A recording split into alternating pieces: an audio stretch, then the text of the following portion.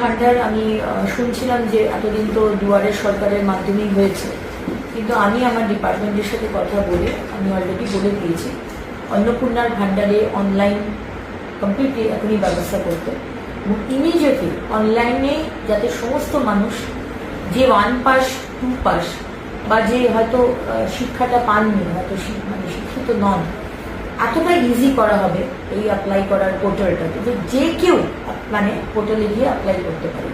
সুতরাং অনলাইনে অন্নপূর্ণার ভান্ডার আমার প্রত্যেকটি বাংলার মা বোনেরা যাতে অ্যাপ্লাই করতে পারে আমরা কিন্তু সেই ব্যবস্থা করছি ইমিডিয়েটলি। কারণ কি মাননীয় মুখ্যমন্ত্রী বলে দিয়েছেন যে 1 জুন মাইন্ডেড 1 জুন থেকে আমরা যা যা প্রতিশ্রুতি দিয়েছিলাম 3000 টাকার অন্নপূর্ণার ভান্ডার এবং সরকারি বাসে মা বোনেদের কোনো ভাড়া দিতে হবে না, এই দুটো আমরা চালু করতে শুরু করেছি। দেখুন, যারা লক্ষ্মীর ভান্ডার পাচ্ছিলেন তারা সবাই অন্নপূর্ণার ভান্ডার পাবেন। আমি আবার রিপিট করছি, যারা লক্ষ্মীর ভান্ডার পাচ্ছিলেন তারাই সবাই আবার অন্নপূর্ণার ভান্ডার পাবেন।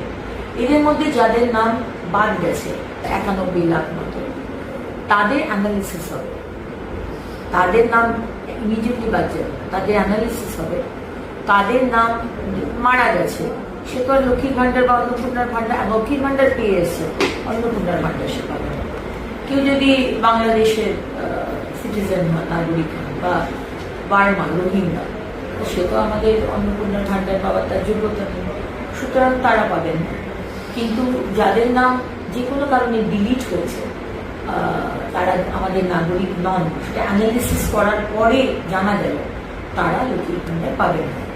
এর থেকে আলাদা করে রাখা হয়েছে যারা ট্রাইব্যুনালে আপিল করেছে, তাদের নাম কাটা গেছে এবং যারা ট্রাইব্যুনালে আপিল করেছে তারা কিন্তু এখনো লক্ষ্মীর ভান্ডার পাবেন, তাদের নাম কিন্তু কাটা যাবে না, বিকজ তারা আপিল করেছে, তারা প্রসেসে রয়েছে।